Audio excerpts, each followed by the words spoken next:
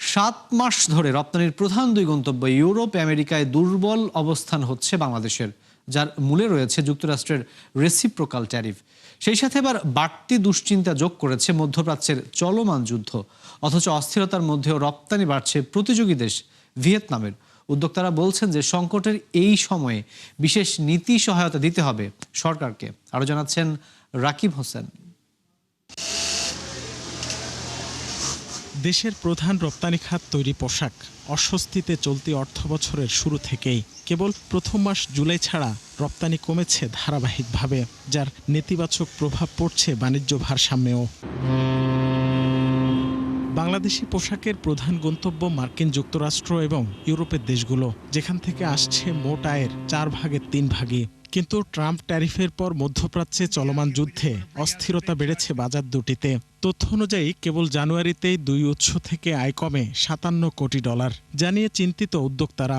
এই যুদ্ধটা প্রলং হইলে পরে আর জ্বালানি সংকট যেভাবে এখন দীর্ঘায়িত হচ্ছে, এতে টোটাল ইউরোপ বলেন আমেরিকা বলেন সবাই কিন্তু ক্ষতিগ্রস্ত, সারা বিশ্বই হবে।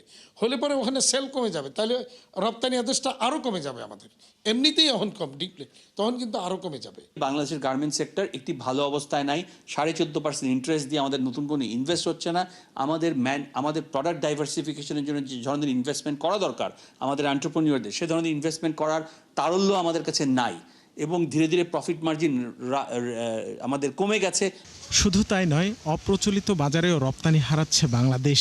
অথচ এই অস্থিরতার মাঝেও রপ্তানি বাড়ছে প্রতিযোগী দেশ ভিয়েতনামের।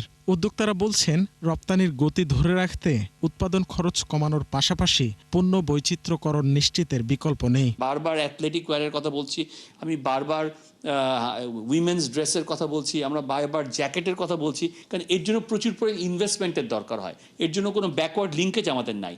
এর জন্য একটি সমষ্টিগত পলিসি নিতে হবে। বিডাকে এগিয়ে আসতে হবে, সরকারকে এগিয়ে আসতে হবে, জয়েন্ট ভেঞ্চার করতে হবে, ফরেন ডিরেক্ট ইনভেস্টমেন্ট নিয়ে আসতে হবে। এই কাজগুলো না করতে পারলে এই ব্যাপারগুলোতে আমরা আগাতে পারবো না। বহির্বিশ্বের যে যুদ্ধ পরিস্থিতি, এটার সাথে তো আমাদের কিছু করণীয় নেই, কিন্তু ইন্টারনাল সংকটগুলি যদি সমাধান করতে পারে সরকার, তাহলেও কিন্তু আমাদের অন্তত একটা দিক অন্তত আমরা সংকট মুক্ত হইলাম। সেই জায়গাটা আমরা আশাবাদী যে সরকার সেটা করবে। বিশেষজ্ঞদের মতে, বৈশ্বিক অস্থিরতা আর অভ্যন্তরীণ নানা সংকটের মাঝেও রপ্তানিমুখী শিল্পের পাশে থাকতে হবে সরকারকে, দিতে হবে নীতি সহায়তা। তার যদি পোর্টে কম সময় লাগে, তার যদি লিড টাইম কমাতে পারি, প্রাতিষ্ঠানিক সহায়তাগুলি তাকে যদি আমি ঠিকমতো দিতে পারি, সিঙ্গেল উইন্ডোটা যদি কার্যকর করতে পারি, লজিস্টিক্স পলিসি যদি আমি বাস্তবায়ন করতে পারি, তাহলে কিন্তু তার যে কস্ট অফ ডুইং বিজনেস, এটা কিন্তু আমরা কমাতে পারবো।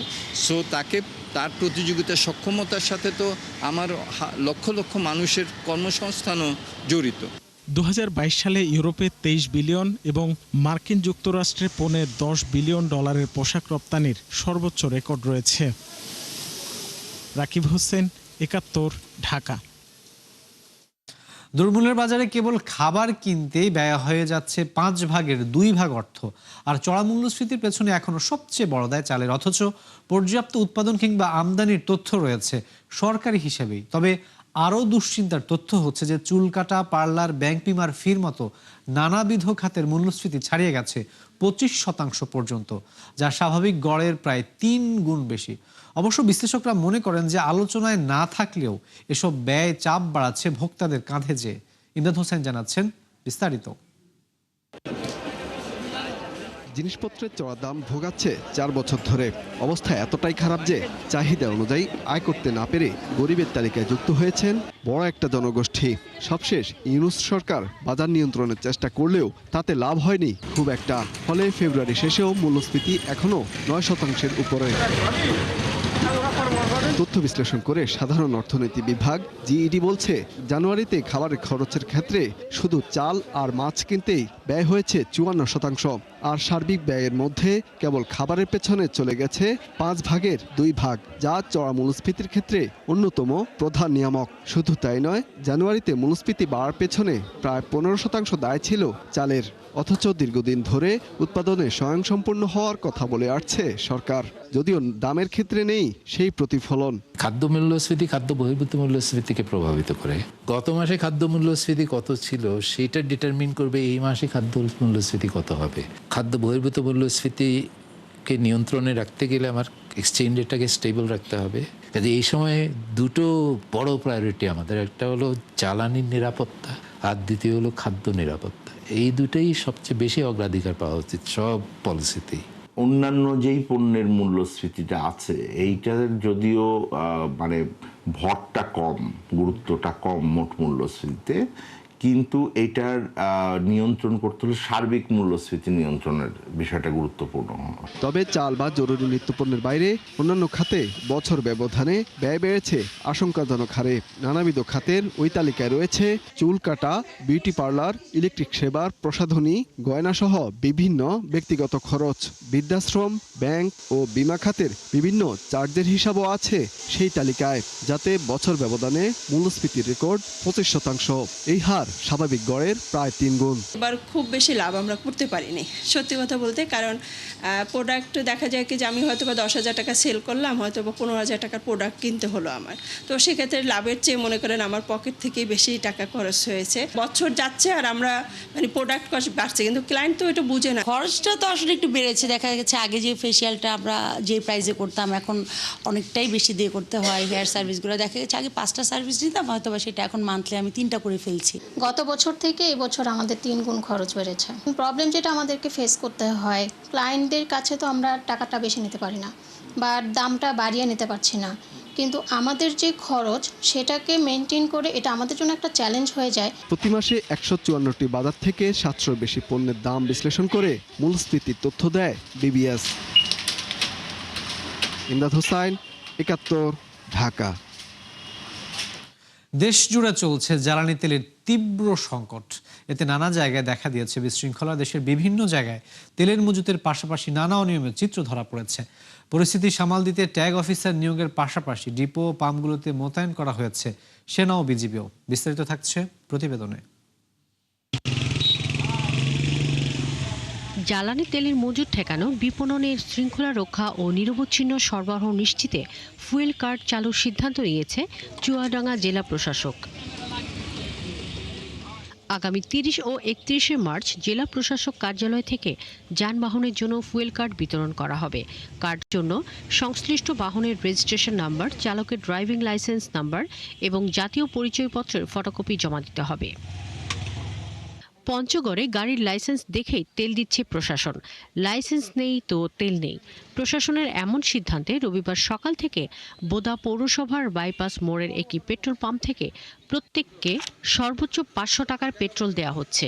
জেলা 30টি পাম্পের মধ্যে 8টি পাম্পে প্রতিদিন তেল সরবরাহ করা হচ্ছে বরাদ্দ অনুযায়ী। এখানে একটা জিনিস ভালো করতেছে, সেই জিনিসটা হচ্ছে গাড়ির কাগজ এবং ড্রাইভিং লাইসেন্স দেখতেছে। হেলমেট, ড্রাইভিং লাইসেন্স এবং রেজিস্ট্রেশন সহ আসছি।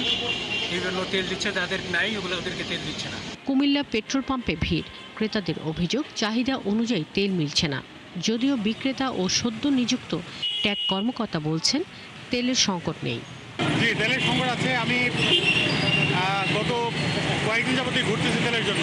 বাড়ির দিনে বোতলে পুড়ে রেখে আবার তেলের জন্য এসে বিরক্ত করি পাম্পকে, তাহলে আমরা কিভাবে তেল পাবো? ট্যাগ কর্মকর্তা আরও জানান, মোটর সাইকেলে 300 টাকা ও প্রাইভেট কার 1000 টাকার পেট্রোল ও ডিজেল বিক্রি করা হচ্ছে। একটা করছি 300 টাকা, সর্বোচ্চ 300 টাকা দিতেছি। এর নিচে যারা যতটুকু নিতে পারে আর কি নিতেছে। এদিকে গাইবান্ধার গোবিন্দগঞ্জে জ্বালানি তেলের অবৈধ মজুত ও খোলা বাজারে বিক্রির অভিযোগে 2টি ব্যবসায়ী প্রতিষ্ঠানকে 40,000 টাকা জরিমানা সহ 150 লিটার ডিজেল জব্দ করেছে ভ্রাম্যমাণ আদালত। শ্রীমঙ্গলের পদ্মা, মেঘনা ও যমুনার 3টি ডিপো থেকে মৌলভীবাজার ও হবিগঞ্জ জেলার পেট্রোল পাম্প, পেক পয়েন্ট ও এজেন্সিতে পর্যাপ্ত পরিমাণ তেল সরবরাহ করা হচ্ছে। কোনো পেট্রোল পাম্প বলতে পারবে না যে তারা তেল উত্তোলন কম করেছে বা আমরা ডিপো থেকে দিচ্ছি না। বিজিবি প্রত্যেকটা ডিপোতে মোতায়েনরত রয়েছে এবং এর মাধ্যমে আমরা নিয়মিত তদারকি নিশ্চিত করছি। উত্তরাঞ্চলের 16টি জেলা সহ 20টি জেলায় নিরবচ্ছিন্ন তেল সরবরাহ নিশ্চিতে তেল ডিপোগুলোর পাহারায় সেনাবাহিনী মোতায়েন করা হয়েছে। শাকিলা শম্পা, 71। গেল 10 বছরে বাণিজ্যের আড়ালে পাচার হয়েছে 8,33,000 কোটি টাকা। অর্থাৎ প্রতি বছর দেশ থেকে চলে গেছে গড়ে 83,000 300 কোটি টাকা।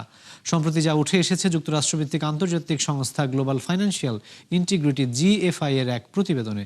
সেখানে বলা হয়েছে যে পাচারকৃত অর্ধেকের বেশি চলে গেছে উন্নত অর্থনীতির দেশগুলোতে। বাংলাদেশের বাণিজ্যের আড়ালে অর্থ পাচারের ঝুঁকি বেশি বলে উল্লেখ করা হয়েছে সেই প্রতিবেদনে।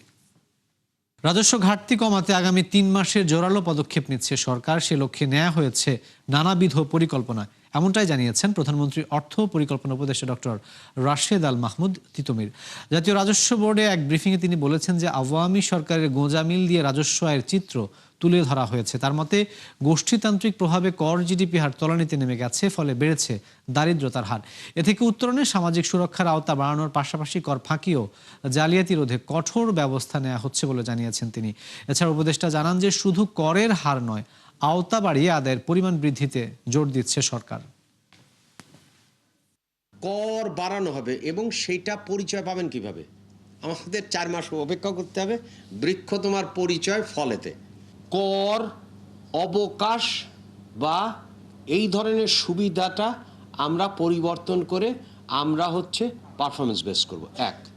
2 হচ্ছে কর ফাঁকি রোধ করব। 3 হচ্ছে কর জালিয়াতি রোধ করব। যুক্তরাষ্ট্র ইসরায়েলে হামলার 1 মাস পরও নিজেদের অবস্থানে এখনো অনড় ইরান। ধারাবাহিক হামলা বন্ধে বেশ কিছু শর্ত দিয়েছে ওয়াশিংটন, যা পুরোপুরি অগ্রাহ্য করেছে তেহরান। সাম্প্রতিক হামলা ও দীর্ঘদিনের বাণিজ্য নিষেধাজ্ঞা সত্ত্বেও অর্থনৈতিক ব্যবস্থা বেশ ভালোভাবেই টিকে আছে উপসাগরীয় দেশটির। কিন্তু প্রশ্ন হলো, এত কিছুর পরও কিভাবে টিকে আছে ইসলামী প্রজাতন্ত্রের প্রশাসন? বিস্তারিত জানাচ্ছেন নুসরাত মৌমি।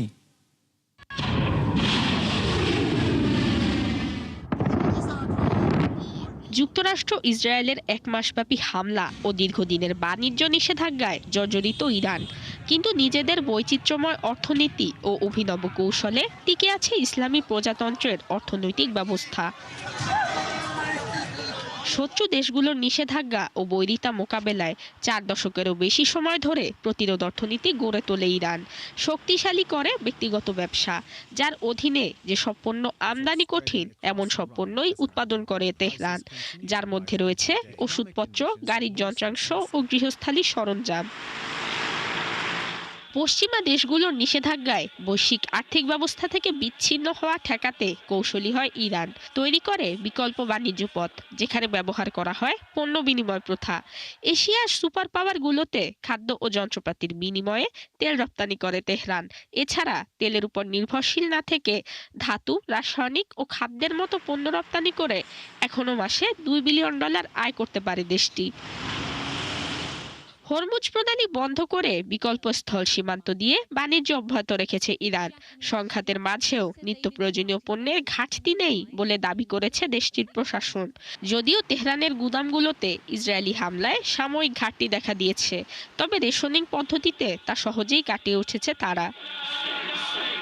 ইরাক ইরান যুদ্ধের পর কোনো একক স্থানের বদলে দেশব্যাপী কয়েকশো বিদ্যুৎ কেন্দ্র স্থাপন করে তেহরান, যাতে শত্রুপক্ষ কোনোভাবেই সম্পূর্ণ নেটওয়ার্ক ব্যবস্থা ধ্বংস করতে না পারে। ইসলামী প্রজাতন্ত্রের দাবি, অর্থনৈতিক চাপ থাকা সত্ত্বেও 1 বছর যুদ্ধ চালিয়ে যাওয়ার সক্ষমতা রয়েছে তাদের। বিশ্লেষকদের মতে, অদক্ষতা থাকা সত্ত্বেও অর্থনৈতিক বৈচিত্র্যের কারণে এ যাত্রায় টিকে যাবে শিল্পোন্নত দেশটি। নুসরাত মৌমি, ৭১। দর্শক, এ ছিল ৭১ বিজনেসের এখনকার আয়োজনের সরাসরি সংবাদ অনুষ্ঠান। দেখতে চোখ রাখুন ৭১ ফেসবুক পেজ এবং সাবস্ক্রাইব করুন ৭১ ইউটিউব চ্যানেল। থাকুন ৭১ সাথেই।